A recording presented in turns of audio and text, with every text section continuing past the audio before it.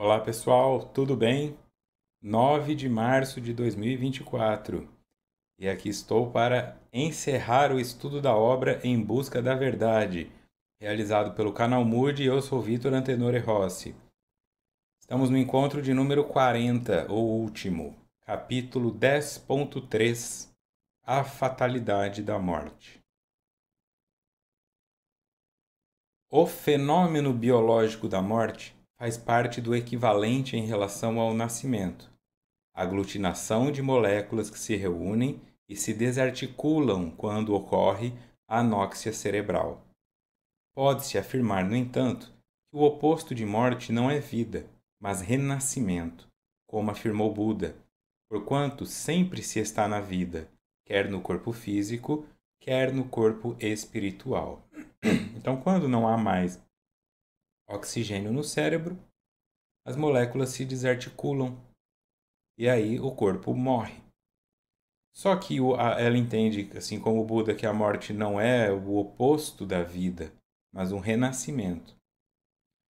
Para todos esses componentes, todas essas células, todas essas moléculas, tudo que me compõe, tudo que te compõe, já compôs alguém antes.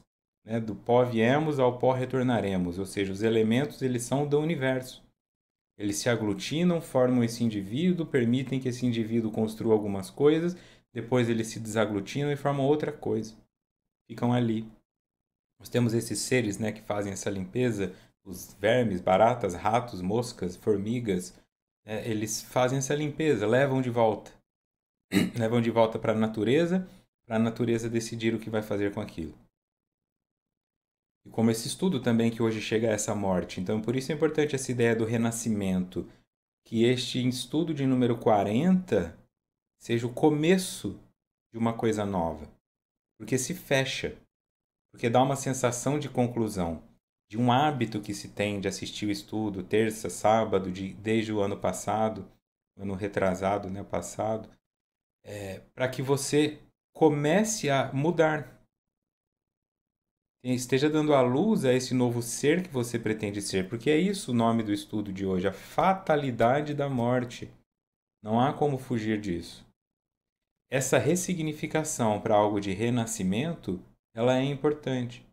Esse prazer que você sente agora de encerrar o estudo em busca da verdade veio do desprazer que você sentiu de encerrar o autodescobrimento porque queria mais, depois o triunfo pessoal, depois o Jesus e o Evangelho à luz da psicologia profunda, psicologia da gratidão, e olha só, se é que eu não esqueci algum, né? Então, só de memória aí é o quinto estudo de Joana que nós estamos terminando. Para algumas pessoas que diziam ler Joana de Ângeles é difícil, eu não consigo ler um. Você não só leu, como estudou cinco. Para isso, você precisou passar pelos encerramentos. Então, com relação ao gato, o filho, o esposo, qualquer coisa na sua vida, né? Qualquer pessoa na sua vida que tenha morrido, deixado um espaço de saudade em você, é importante ressignificar isso para um renascimento. Porque se o indivíduo não é capaz de renascer diante da morte, ele morre junto. A pessoa não consegue mais, é o que nós chamamos de seguir em frente, é isso, né? Renascer. Acaba e não consegue. Porque não é sobre uma questão de amor, de gratidão, é sobre uma questão de fixação. Tem gente que está viúva há 20 anos e ainda não conseguiu tirar a aliança. Tem gente que o filho morreu há 15 anos e ainda não conseguiu desfazer o quarto dele. Porque é difícil. Mas é necessário que isso gere uma outra coisa. Ele não está mais nesse quarto. Mesmo que ele estivesse nesse quarto, se você acredita em espírito, isso é uma prisão para ele. Porque ele morreu. Então, o que ele precisava fazer aqui acabou. Se ser o seu filho era a função dele, ele não teria morrido. Ele precisou ficar 7 anos nesse quarto que você ofereceu para ele, mas o trabalho dele acabou. Manter esse quarto como se fosse um santuário torna-se uma prisão, um túmulo também. E é horrível ouvir isso, eu sei. Mas aquele espírito, por amor a você, talvez fique. Não havendo mais essa imagem, não havendo mais esse quarto montado, ele pode seguir em frente, porque o trabalho dele acabou. O seu continua. De agradecer pelos 7, 8, 40 anos que você passou com essa pessoa, mas entender que ela não é uma extensão sua. Ela é um outro ser cujo caminho se conectou ao seu por um tempo e que agora foi para outra direção. Desse modo, o significado psicológico mais valioso da existência corporal é a conquista valiosa da imortalidade, na qual se está mergulhado, mas que se torna lúcida e plena após a desencarnação. Se a morte é apenas do corpo, então eu sou imortal. O significado psicológico mais valioso da existência corporal é a conquista valiosa da imortalidade na qual se está mergulhado. Se eu conseguir entender a imortalidade ainda no corpo, eu entendi o sentido, o significado da vida. Se eu só entendo a imortalidade quando eu morro, eu ainda não entendi. Eu sou imortal, este corpo não é. E é teoricamente muito fácil acreditar nisso. Mas sentir isso é que é o difícil.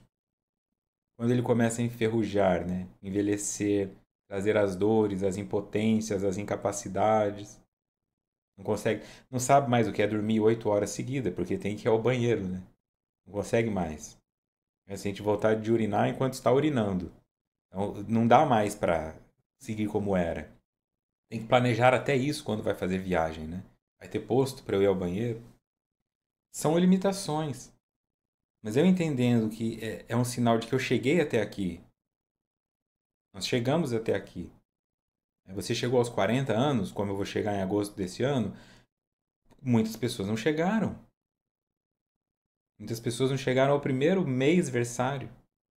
Nasceram mortas. Outras pessoas chegaram aos 40, já estão aos 60. Então esse traço que você entende, ele é também uma característica que algumas civilizações, os japoneses tinham muito isso, né? De valorizar o indivíduo pela idade dele, porque é difícil ficar vivo. Agora no verão chegam essas notícias, né? Uma pessoa morreu por dengue, assim.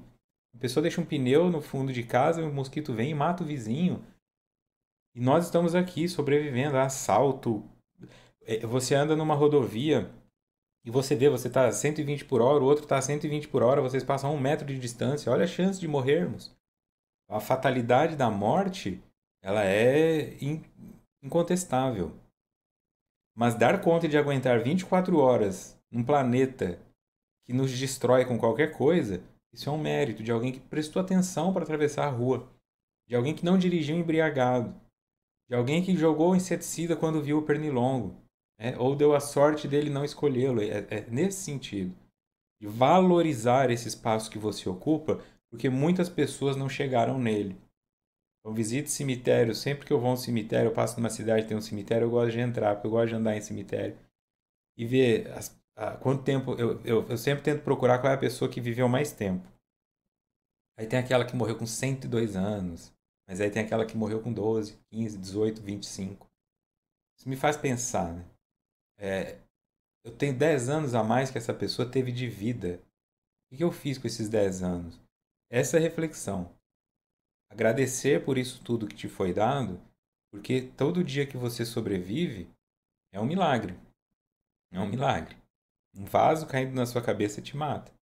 Então, agradecer por isso é muito importante. Isso é entender a imortalidade do espírito. Tudo que você está aprendendo agora fica no seu espírito, então o seu espírito não está velho, o seu espírito não está idoso, o seu espírito não está enferrujado. O seu espírito está um jovem absorvendo, uma jovem absorvendo tudo. Não pare de nutrir. A jornada humana no corpo deve constituir a meta plena para o reencontro com a vida total. Portanto, todos os investimentos mentais, morais e psicológicos necessitam voltar-se para essa realidade, tendo em vista a impermanência do corpo físico. Jornada humana. Então, tem um fim. No corpo, deve constituir a meta plena para o reencontro com a vida total, que é a da imortalidade. Ou seja, eu me preparo para que, ao término deste corpo, eu volte à posição apenas espiritual, porque eu continuo sendo espírito, só que melhor do que eu entrei nele. Por isso é uma jornada. Se você faz uma jornada que vai te deixar pior do que você começou, por que você fez? Qual o objetivo? De sair da sua casa limpo e voltar para sua casa sujo. Não é isso que você faz. Você sai de casa para aprender alguma coisa. Você sai de casa para desaprender alguma coisa? Eu vou ali na esquina pedir pro cara me bater na cabeça até eu perder a memória. Por que eu faria isso? Não, eu vou numa escola para aprender um estudo novo. Eu ligo um vídeo para assistir uma coisa nova. Então, a jornada neste corpo, qualquer que seja o nome dele, né? Se é o Tony, se é a Ana Cristina, qual é o objetivo disso?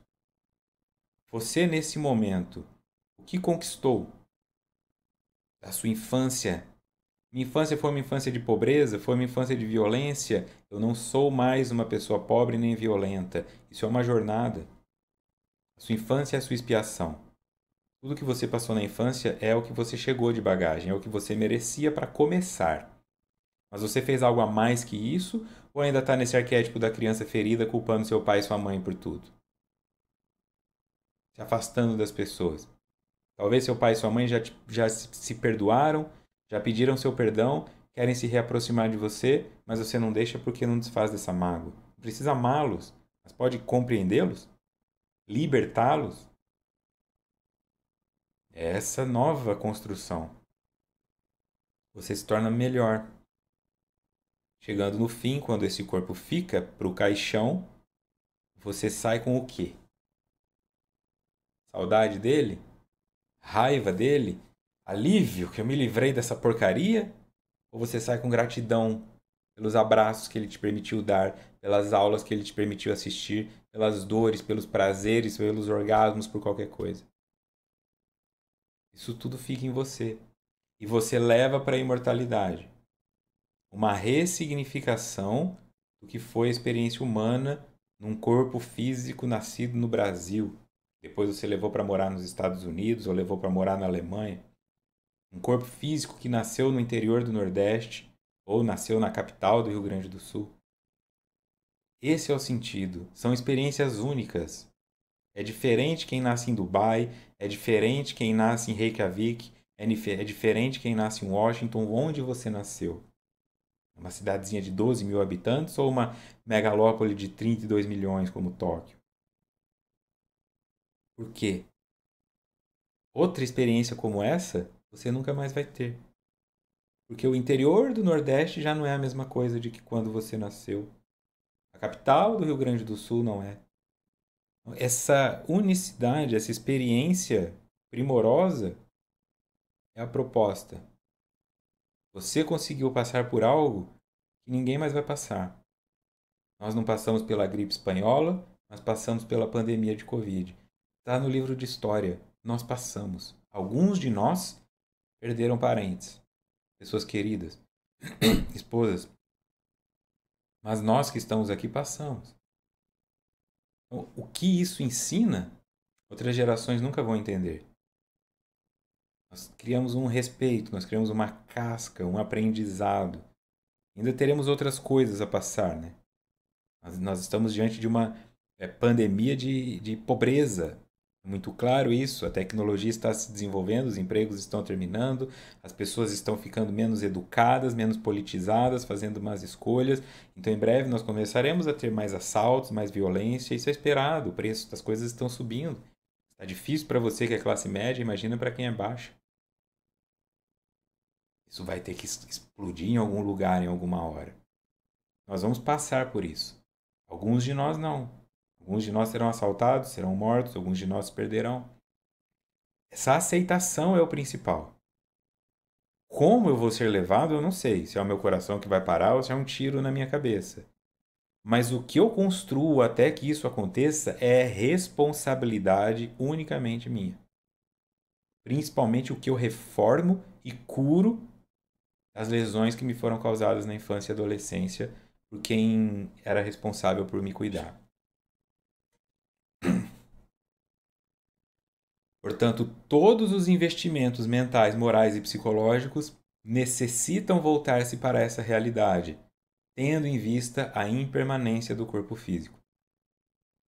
Para que investir em algo que vai ficar? Investir nesse sentido de apego, investir nesse sentido de culto. Esse nascer e morrer na esfera física propicia ao espírito a conquista da incomparável plenitude, etapa a etapa, conforme responderam os benfeitores espirituais a uma indagação de Allan Kardec, demonstrando que tudo evolve no universo, entre aspas.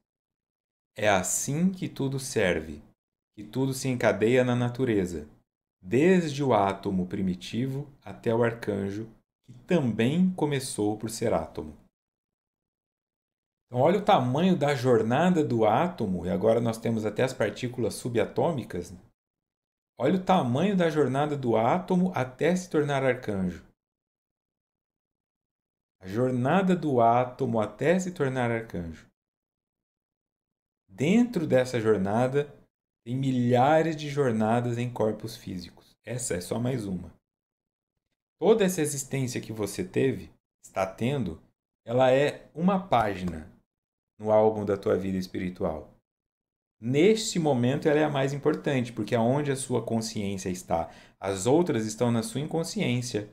Elas emergem em intuições, elas emergem em sonhos, em regressões, mas na sua consciência que está é esta. O Francisco. Esse é você. Aceitando isso, fica fácil se entregar para essa experiência. Parece gigantesco, parece que é a coisa mais importante, você é a pessoa mais importante do planeta, dos exoplanetas, do universo, que aquela pessoa falou de você, o que o outro comentou sobre o teu carro, falou que teu filho é feio. Nossa, mas isso, o que que é isso? Quando você olha o álbum.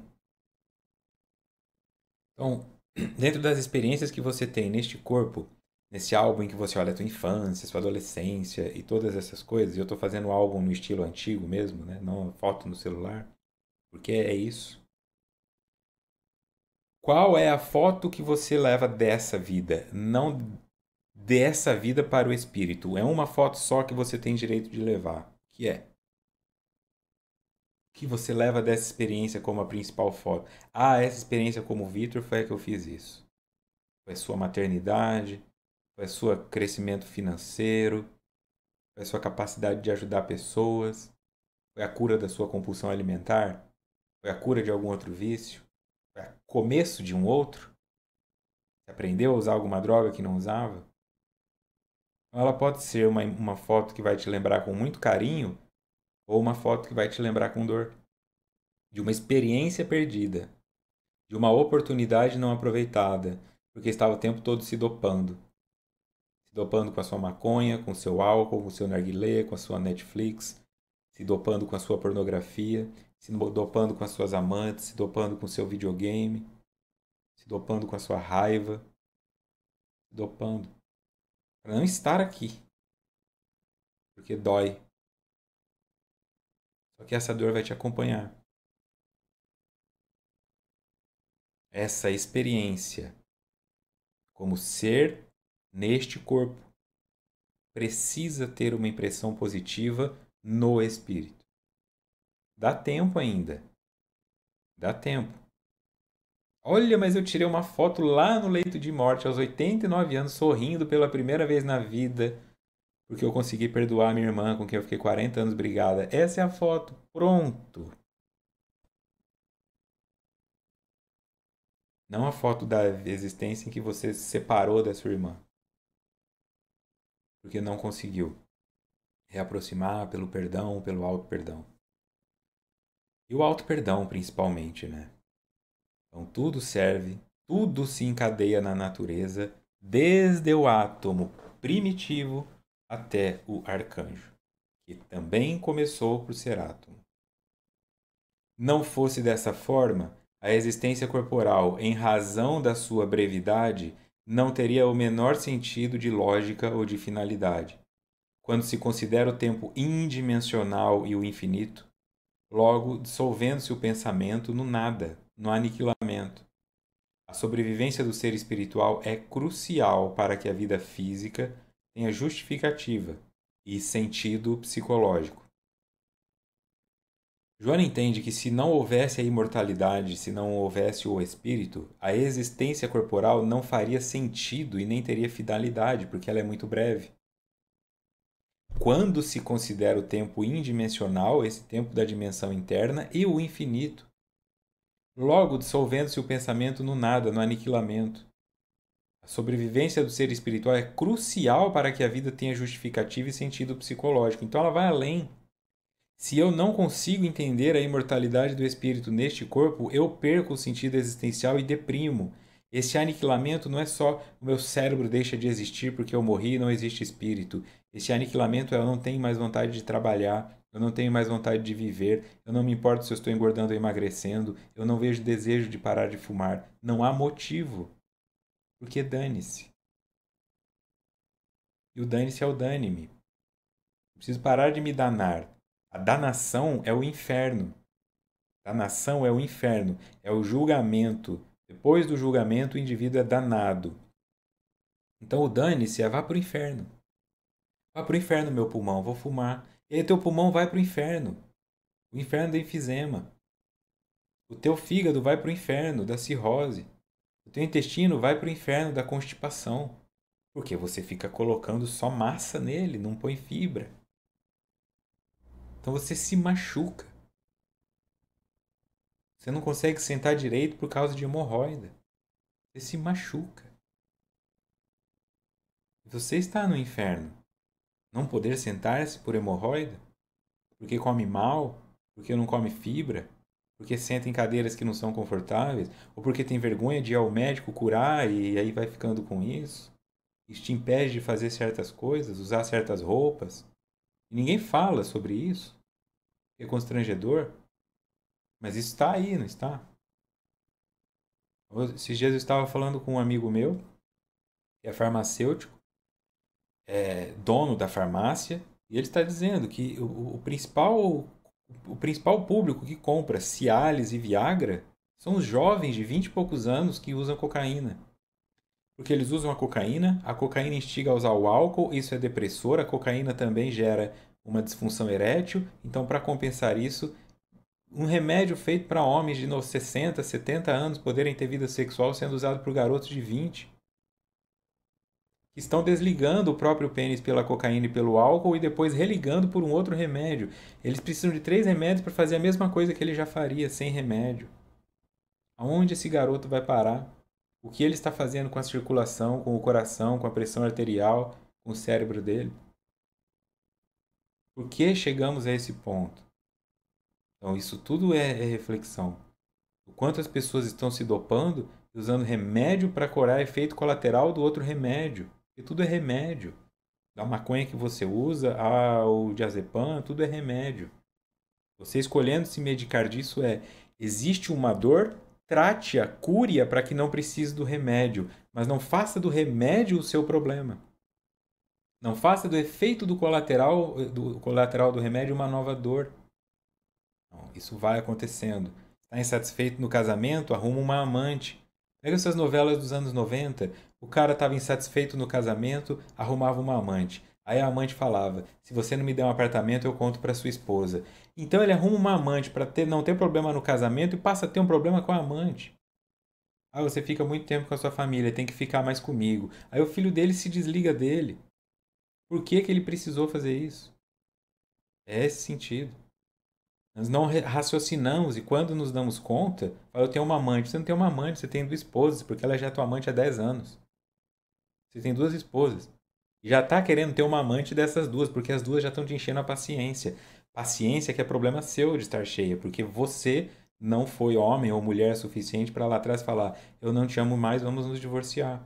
Porque não quis perder metade do seu patrimônio. As escolhas que você fez. E agora você está preso nos efeitos colaterais dela. Se enchendo de uísque, se enchendo de outras coisas, porque você não aguenta mais o estresse da sua vida. Foi construído tijolo por tijolo por suas más escolhas.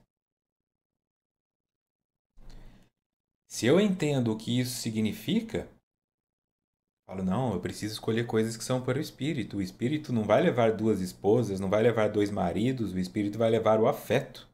Então, o que eu levo tendo sido um indivíduo que teve dois casamentos sem que um soubesse do outro, ou que uma soubesse do outro? Eu levo a covardia. O que eu construí nessa existência foi a minha covardia. Ocorrências cruéis sucedem com indivíduos portadores de inteligência e de beleza, mas que pertencem a etnias e raças consideradas inferiores, sendo obrigados a sorver o amargo fel do preconceito e da perseguição inclementes. Nesse trecho do livro, ela está falando sobre situações que os indivíduos passam, que, como eu falei, essa unicidade da experiência.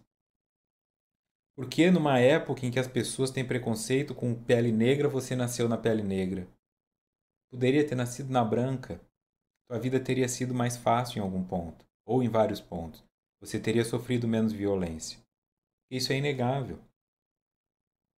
Eu transitei a minha vida inteira para lá e para cá. Tomei geral de polícia 2 vezes quando era adolescente porque estava fumando maconha. Mas foi isso.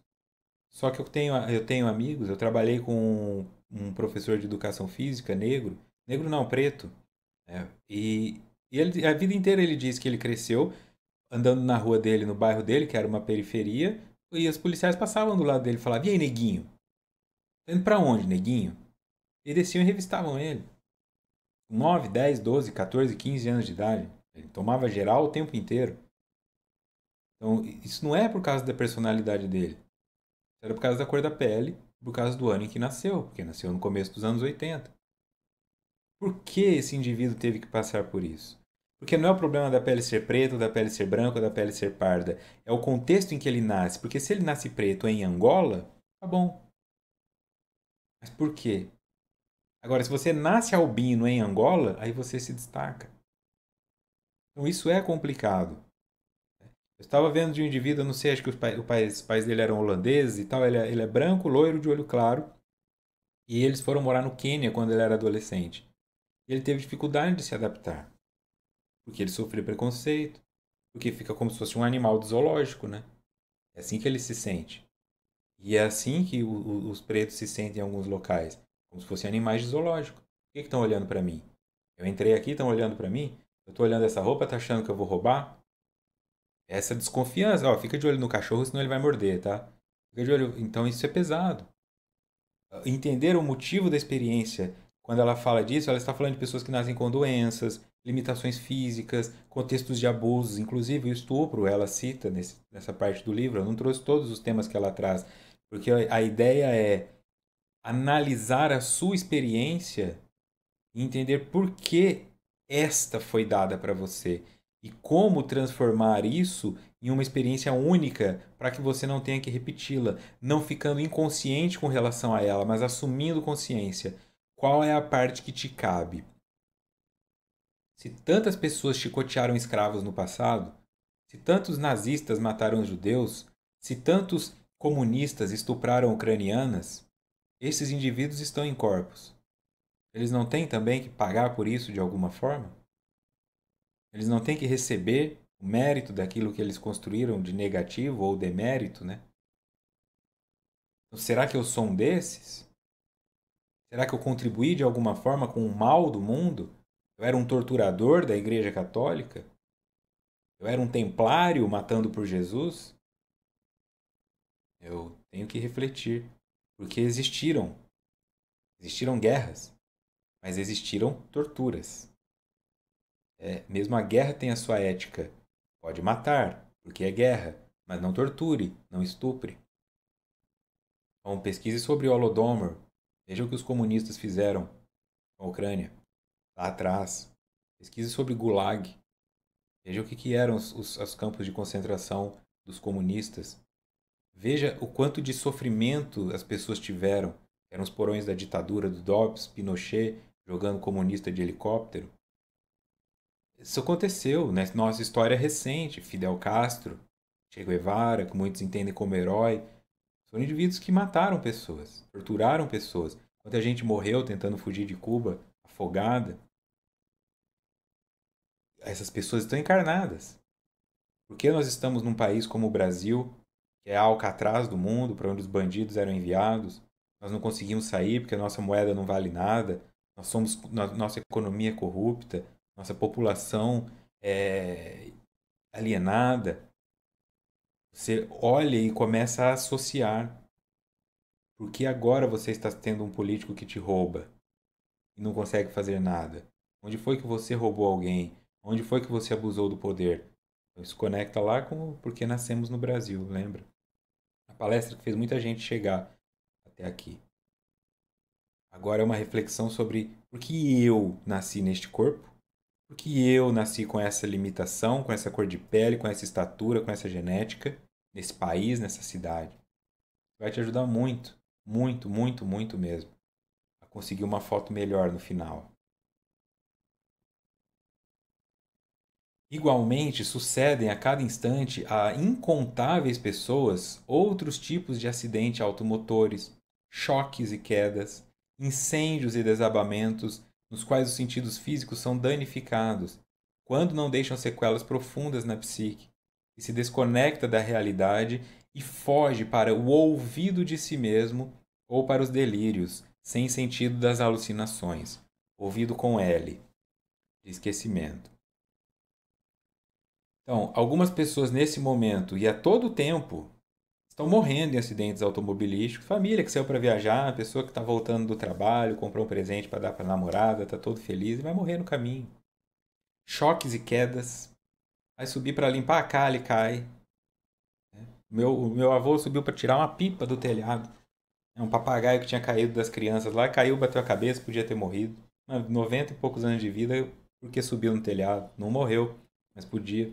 Incêndios e desabamentos, nos quais os sentidos físicos são danificados. O tempo começa a fechar, como todos os dias, uma chuva, de repente a chuva vem, a encosta derruba e você encontra o teu filho embaixo do escombro. Pessoas passam por isso. A pessoa que está dentro do seu carro dirigindo, a água começa a subir, ele fala, vou ficar aqui dentro, não vai subir muito. De repente o carro está girando e ele vai embora para um rio e encontra um corpo uma semana depois. Essas coisas acontecem. E eu não posso fingir que elas não vão acontecer comigo. Por isso o ditado diz: só morre afogado quem sabe nadar, porque quem não sabe nem entra na água. Quando eu acho que eu sei nadar, eu posso dirigir bêbado daqui e ali, eu posso dirigir com sono, porque eu sou homem, eu não vou deixar minha mulher dirigir, porque é meu papel. É onde você morre. Porque não tem a humildade de parar num posto e dormir uma hora, porque você quer bater o recorde de chegar logo. Porque a diária do hotel começa às 14 horas e você não quer chegar às 14h30 para não perder dinheiro com a diária de 30 minutos. São assim. Então, nós vamos nos destruindo pela arrogância por acharmos que nós somos imortais. Só que o corpo não é. O espírito é. E às vezes o problema não é nem morrer. É ficar vivo sem a perna. É ficar vivo com a bolsa de colostomia. É ficar vivo pela metade. É ficar vivo numa cadeira de roda. É. A Menina de Ouro, um filme do Clint Eastwood, acho que é Menina de Ouro, mostra isso, né? Uma garota que queria ser pugilista e ele não aceitava treinar ela porque ele só treinava homens, né? Uma época mais antiga. E ela insiste, ela mostra empenho, ela fica treinando até de noite depois dos homens e depois de muito conflito ele resolve treiná-la. Ele vai estimulando ela até a luta contra uma mulher que era um pouco mais violenta e suja. E essa mulher dá um soco nela pelas costas, ela cai, quebra o pescoço no banquinho e fica tetraplégica. É assim. Estava quase se tornando campeã, estava batendo nessa mulher. A mulher, por não aceitar apanhar, bate nela. Pronto, na próxima cena ela está na maca do hospital, só mexendo os olhos e a boca. É simples. Como continuar a partir dali? Então, refletir sobre essa experiência e não achar que eu estou imune a isso, não é ficar morrendo de medo da morte, né? Vivendo com medo da morte, na verdade. É não esquecer quem você é. Não esquecer dos perigos. Não esquecer das virtudes. Não esquecer das possibilidades que a vida te oferece. E uma delas é morrer. Por más escolhas. Às vezes não é a sua, né? Quem bate no seu carro é o outro que dormiu. Você estava acordado, mas aí paciência. Ok? Então essas coisas acontecem com pessoas e eu sou uma pessoa, então elas podem acontecer comigo. Desliga. a energia da tua casa para trocar a resistência do chuveiro, tá? Não tem herói, não tem macho que sobreviva ao choque elétrico. Desconecta, ó, quando não deixam sequelas profundas na psique, estresse pós-traumático, ataque de pânico, ansiedade generalizada, porque não esquece mais, seja assaltado para você ver. Sofra um abuso para você ver. Sua vida nunca mais é a mesma, sua cabeça nunca mais enxerga. Se você sofre um acidente de moto, você fica 15 dias com aquele replay na cabeça, fica voltando o momento da batida. Sofre um assalto, você já começa a ficar com medo. É muito difícil eu passar pela vida sem que ela me deixe marcas. Só que eu preciso limpá-las o mais rápido possível. Trabalho o que for possível trabalhar da parte médica, fisioterapêutica, psicologia, porque não é fácil. Tem indivíduo que tem que ficar um ano fazendo fisioterapia porque teve um rompimento de tendão, de ligamento, e ele vai desmotivando porque sente dor, não vê resultado. Aguenta firme. Aguenta firme. É uma chatice. Às vezes a pessoa tem vontade, era melhor eu arrancar esse braço. Esse é o caminho. Não arrancar o braço, aguentar o tratamento e ao final tê-lo de volta. Então o indivíduo se desconecta da realidade e começa a duvidar de si mesmo, ou começa a ir para esses delírios sem sentido das alucinações. Não é melhor arrancar a perna fora, como não é melhor cometer o suicídio. Considerando-se que a presença do sofrimento em todos os segmentos da sociedade é normal, qual seria então o sentido da vida além disso?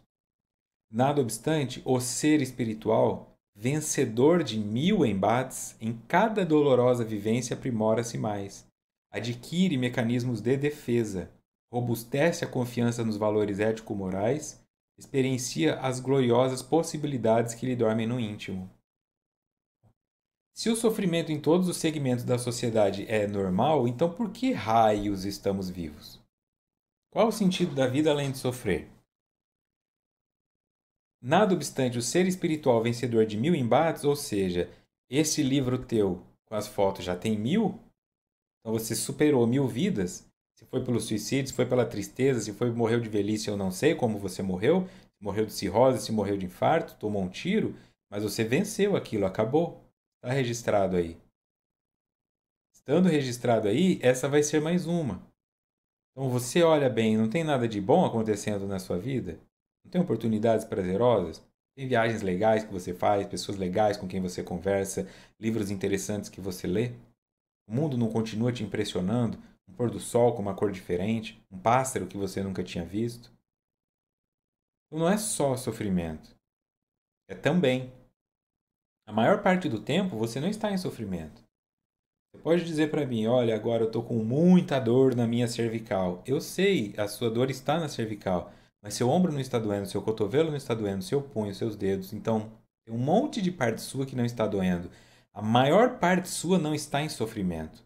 A não ser que você esteja com uma metástase tomando conta do seu corpo inteiro, a maior parte do seu corpo não está em sofrimento.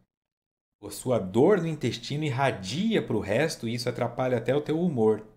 Mas não é o teu humor quem está doendo, é o seu intestino. Olha para as outras partes que não estão em sofrimento e perceba que o sofrimento ele é sempre mínimo se comparado ao todo. Pode estar passando por dificuldade financeira, mas tua esposa ou marido não te abandonou. Pode estar encontrando dificuldade para cuidar do seu filho, mas isso fortaleceu o seu casamento. Está te dando força. Você encontrou pessoas que te indicaram um médico bom, que te indicaram um remédio bom, alguém que falou de um tratamento diferente. Olha quanta coisa boa está acontecendo na sua vida, enquanto um sofrimento te guia para elas. Não se perca no sofrimento, essa é a mensagem. Quando você estiver se perdendo no sofrimento, levanta e olha para as áreas que não estão em sofrimento, respira fundo e aí volta. Senão você se perde. Sai do redemoinho do falso prazer, andando de cabeça baixa, tendência é descer. Ponto de equilíbrio. Banda de reggae. O prosseguimento da inteligência e do pensamento, além da esfera carnal, representa o mais extraordinário sentido existencial, pelo abarcar de todas as expressões da emotividade e dos outros demais sentimentos. prosseguimento da inteligência e pensamento além da esfera carnal, porque é o que eu levo, é um sentido existencial. Ela está dizendo: você não está encontrando sentido na vida? O sentido da vida é entender que a vida do espírito não acaba. Então estuda. Comece uma faculdade aos 60 anos, não importa se você vai reprovar, se vai demorar 8 anos para acabar, você vai conhecer pessoas, você vai ler coisas novas. O teu espírito absorve. Na próxima encarnação, quando você prestar o vestibular para direito aos 18 anos, você já vai ter um básico lá dentro, porque o teu espírito não morre. Não perca tempo, não perca oportunidade de construir algo. Não é para ficar um workaholic, não é para ficar com um burnout porque sai desesperado fazendo coisas, é para ser seletivo. Seletiva naquilo que agora pode te ajudar. Já criou filhos, já está bem com os netos, ou não teve filho, não teve neto, tem 22 gatos. E agora? E agora? Vai aprender a cuidar de planta, vai aprender a pintar, vai aprender a escrever poema, vai tocar um violão, vai fazer um tai chi chuan. O que você vai fazer? Mas faça alguma coisa. Entenda a parte que foi mais difícil na sua vida, aquela que te faltou, e vai buscá-la. Me faltou mobilidade, vai fazer um alongamento, vai fazer um funcional, vai fazer uma yoga. Me faltou parte cardíaca, vai fazer um crossfit, vai fazer alguma coisa. Mas vá em direção. Perder o sentido da vida é desconectar-se da vida espiritual. Então, essa ideia de eu não me desligar da imortalidade do espírito é quando eu olho, minha vida não tem sentido. Como a vida não tem sentido se o sentido da vida é transformar o átomo em arcanjo? Quer um sentido mais motivador que esse? Tornar-se um ser pleno? Não tem sentido mais motivador que esse. Alcançar um estado de harmonia constante, equilíbrio e compreensão do universo e um estado luminoso de conexão e oração o tempo inteiro, sendo agraciado e aquecido por esse amor divino, se isso não é o suficiente para você, então não há cocaína no mundo para te curar. Não há pornografia no mundo para te curar. Você pode ter perdido a conexão com esta vida, porque fez escolhas dolorosas e não está conseguindo superar a dor. Levanta. Paciência. A literatura, o cinema, eles estão fartos de pessoas que foram traídas, deixadas, que perderam o grande amor. Tem gente que morreu na cerimônia de casamento, na festa. Se casaram, eu já contei essa história, repito aqui. Nesse estudo eu não sei. O cara tava com a taça do champanhe, ele pôs no bolso. Caiu, rompeu a artéria femoral, morreu na festa de casamento dele. Olha o que essa esposa passou. Olha o que essa família passou. Isso está em todos os lugares. Então, isso que você passou é o que você passou. Mas alguém já passou por isso também. E passar significa não estar mais. Passei. Neste momento você está passando. Não monte a tenda no deserto. Não construa sua casa sobre a areia. É sobre a rocha. Então vá em direção a um lugar sólido. Passe por isso. Não more aí.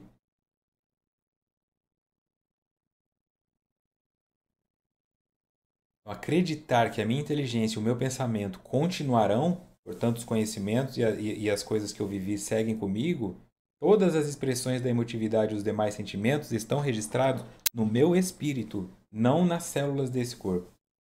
Com esse equipamento, a certeza da imortalidade faculta que todos os fenômenos humanos adquiram lógica e possam ser compreendidos como edificantes, portadores de futuro bem-estar e de harmonia. Então, ela está falando lá no último encontro dos equipamentos psicológicos, agora ela está falando sobre esse equipamento psicológico que é a imortalidade. Não se esquecer disso. Estou perdido, para onde eu olho? Para a imortalidade. Olha para o infinito. Olha para o espírito.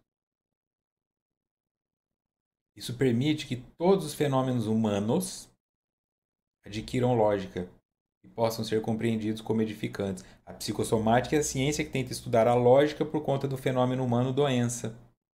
Qual é a relação emocional que ataca este órgão? Qual a questão psicológica que afeta esse comportamento? Esse é o estudo que nós estamos fazendo aqui. Isso é a psicologia. Por que você come muito? Por que você grita muito? Por que você não consegue falar em público? Tem uma lógica. Entendendo essa lógica, você vai para um nível espiritual. Por que eu, como espírito, sou melancólico? Por que eu, como espírito, sou solitário? Por que eu sou compulsivo? Porque eu não acredito em Deus? Ou porque tem hora que eu acredito, tem hora que eu não acredito mais? Por que eu não sei quem eu sou? Tem uma lógica. Se toda causa tem um efeito, toda causa tem um efeito, tudo no universo é explicável. Isso é Deus. Não estou explicando o que é Deus, né? Eu estou dizendo, isso é Deus, a causa suprema de todas as coisas, a explicação lógica para todos os fenômenos. Nós não conhecer, quando nós dizemos nós não sabemos o que é Deus, significa que nós não conseguimos explicar todos os fenômenos. Esse é o objetivo. Entender Deus é entender todos os fenômenos que acontecem no universo. O que é um buraco negro, o que é uma depressão, o que é um câncer, o que é uma laringite, o que é uma faringite, o que é. Isso compreendido, é possível evitar? É possível medicar? Aí nós entendemos, Deus pode curar todas as coisas. O conhecimento pode curar todas as coisas, porque tudo é explicado pela lógica. Atavicamente, porém, o medo da morte e do aniquilamento permanece como um arquétipo terrível e ameaçador, herança do período da caverna, quando ocorreu o fenômeno que não era interpretado pelo homem primitivo, que via o outro ser decompor-se, tresandar podridão e não mais voltar ao convívio. Olha isso. Então, isso fica registrado em nós, segundo ela, porque nós tivemos isso lá atrás. Você acha que tinha cemitério? Só morria e apodrecia ali. De repente você está interagindo com a pessoa e daqui a pouco ela está apodrecendo. É difícil essa aceitação. O filme Psicose do Hitchcock mostra isso. O jovem que a mãe dele morre, ele não consegue vê-la como morta, ele continua. Ele entra em uma psicose onde ele põe uma peruca, se veste como ela, e ele fica dialogando como se fosse ela falando com ele. Mas no final do filme eles descobrem que o corpo dela está lá, já todo cadavérico, na cadeira com peruca. Porque é difícil. É, quando alguém que nós amamos morre. É difícil quando, quando a Nininha morreu no estudo Psicologia da Gratidão. Eu cheguei e vi o corpo dela, a cachorrinha, né? Eu vi o corpo dela ali ainda com respiros de vida, mas ela não estava viva, ela estava com ar parado. E quando eu fiz a massagem nela, esvaziou. E aí abracei, coloquei no colchão, coloquei músicas de sino tibetano, acendi vela, fiz um velório para ela, né? Eu com a Fernanda. Fizemos um velório ali para ela. E conversando com ela, abraçando ela, e ela foi ficando dura, né? A rigidez da morte. E aí, de repente, você vê que acabou. A perna não mexe mais. É difícil, mas dali para frente só vai começar a ver decomposição. Daqui a pouco começa a aparecer umas moscas. E aquilo dói. Por isso nós enterramos. Porque se nós não enterrássemos, sai daqui, mosca, sai daqui, bicho. E eles não estão punindo, eles estão fazendo o trabalho deles. Morreu, eu tenho que levar embora. Cada um leva uma parte. Mas eu não quero que você leve embora. Essa é a dor da morte. Isso ficou registrado. Se nós somos o DNA e o DNA, a célula passa a memória para outra célula e todas as células do seu corpo sabem tudo o que aconteceu com você desde o dia que você nasceu e você, a formação de espermatozoide com óvulo, que sabiam tudo o que aconteceu da sua mãe e do seu pai e assim até o primeiro indivíduo que deu origem à sua família, é muita memória. É muita memória. E ela está dizendo que isso se conecta como um arquétipo. A morte, ela é apavorante. Ver um urubu já dá medo. Porque em algum momento você estava meio morrendo lá de sede no deserto e o urubu já começou a te levar embora. Ou você viu aquilo acontecer. É doloroso assistir aqueles vídeos do animal um pouco ferido e os bichos já bicando ele, mas ele ainda está meio vivo. É isso. Isso está em nós. Nós temos essa informação. Então se torna um arquétipo terrível e ameaçador. O medo da morte e o aniquilamento. Só que isso é uma herança primitiva do período da caverna, quando os indivíduos tinham que ver os outros se decompondo. Como que ele ia enterrar? Não tinha pá. Nesses lugares mais gelados, onde o solo não dá para quebrar, né? Tem países que não se pode nem fazer enterro no inverno porque o chão está congelado. Então ficava ali, né? Essa memória nós temos que limpá-la, entender que nós evoluímos, nós entendemos a morte como um processo natural, nós sabemos que tem uma decomposição, né? Nós sabemos o que está acontecendo ali depois que entra no caixão, mas nós não podemos nos esquecer que aquela pessoa que nós amamos continua viva em espírito. Apesar disso, foi na intimidade dessa mesma caverna que as almas aflitas, ou não daqueles que sucumbiam ao fenômeno da morte, retornavam, apavorando ou aparentando poder, que proporcionaria ao pensamento mítico a concepção dos deuses, iniciando-se lentamente a compreensão da existência post-mortem e dos gênios bons e maus, dos deuses nobres e viciosos. Então, ela já trouxe isso em algum estudo anterior, né? Eu estou ali olhando para o indivíduo decompondo o corpo. De repente ele aparece em espírito. Eu na caverna, hoje já seria, né? Tua avó aparece depois do velório dela, já te dá um susto. Você pode falar, tô feliz, mas aí você acabou de voltar do velório da sua avó, ela tá lá na tua cama te esperando, dá um susto, né? Então, esse indivíduo não tinha nem ideia do que era isso. Kardec começa lá em 1850 e pouco, quer dizer, ninguém tinha falado desses temas antes com essa propriedade. Aí você tá vendo lá o cara morrer. De repente ele tá vivo de novo. E se foi você que matou ele com uma pedrada na cabeça, ele não vem com raiva de você? Então é isso que ela diz, começa a se criar a ideia de poder. Ah, na verdade esse indivíduo ele tinha um poder. Eu não consegui matá-lo, então ele se torna um demônio, porque ele faz mal para mim. Eu matei ele, ele está com raiva de mim, então ele é um demônio. Se era uma pessoa que eu era agradável para ela, ela morreu de causas naturais e ela volta carinhosa comigo, ela é um anjo. Esse pensamento mítico foi se desenvolvendo. Eles foram conectando que algumas pessoas eram boas e ruins, e algumas mortes eram verdadeiras e outras não. Alguns sobreviviam ao corpo. Como a maioria, nem todos eram médiums, como a maioria talvez depois que morresse já fosse embora, não ficava ali, não é que todos que morriam voltavam. Então por que esse voltou? Esse era diferente. Você começa então a fazer as conexões lógicas.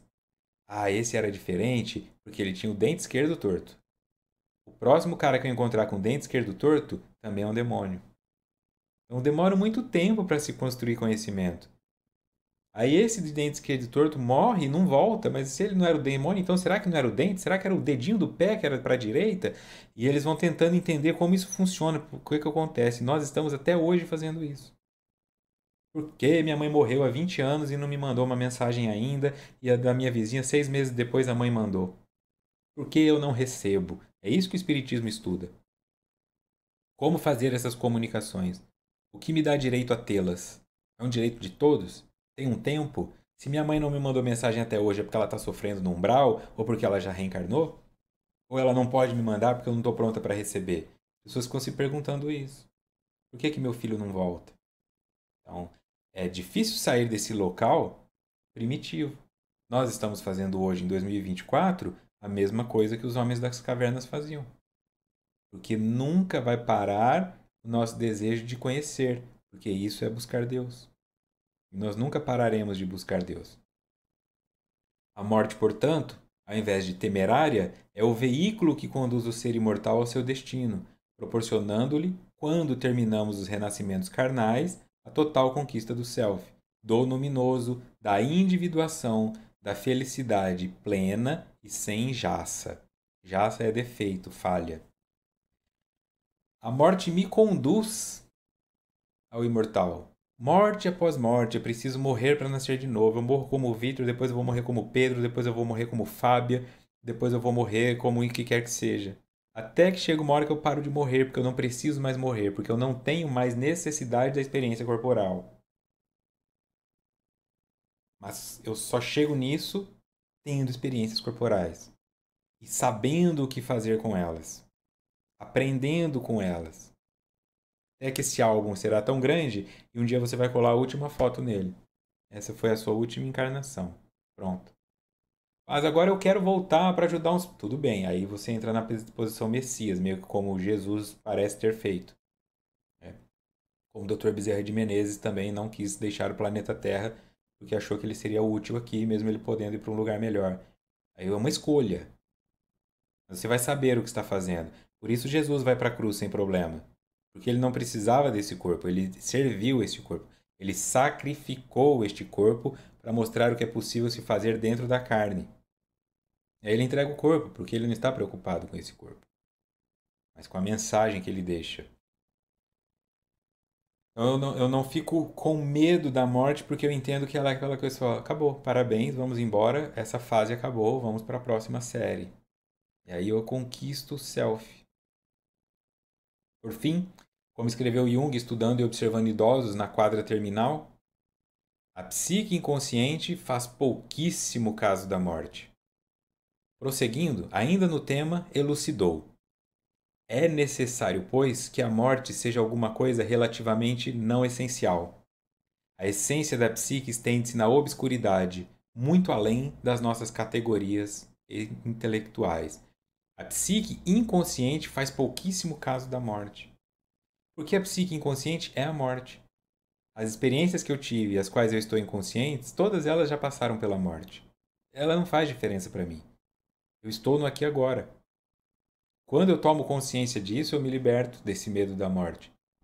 Porque ela já passou, eu já passei pela morte inúmeras vezes, eu só estou inconsciente com relação a isso.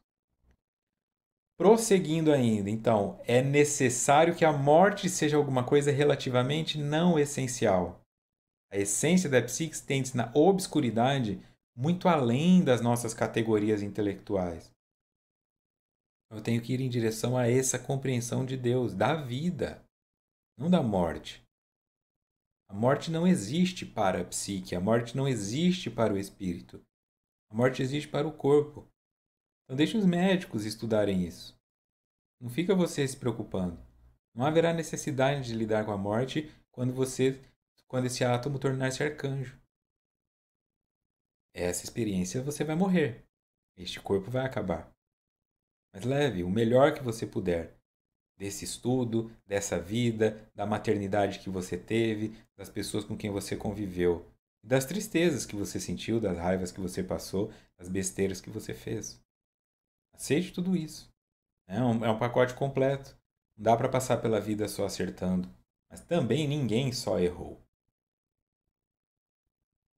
O encontro com a verdade liberta o ser da ignorância e integra-o totalmente na vida. Desse modo, a busca da verdade não deve cessar, pois a cada instante ei-la que se apresenta grandiosa e deslumbrante. E como está em Paulo, na carta aos Coríntios, capítulo 1, versículo 15 e 55, onde está, ó morte, a tua vitória? Onde está, ó morte, o teu aguilhão? Então, o livro se chama Em Busca da Verdade, e ela diz que o encontro com a verdade, quando nós a encontrarmos, nos libertará da ignorância e nos integrará totalmente na vida, que é a imortalidade. Desse modo, a busca da verdade não deve cessar. Esse estudo encerra, mas ele é apenas a semente para que você continue buscando algo mais. Pois a cada instante, ei-la que se apresenta gloriosa e deslumbrante. Ok? É isso. Esses 40 encontros são apenas a introdução. Esse é o beabá. Para que você volte, busque, reveja, reassista, indique para as pessoas. Obrigado a vocês, né? A vocês também que ajudam. São 3 pessoas que contribuem financeiramente com o canal, mas eu agradeço muito pela vida de vocês.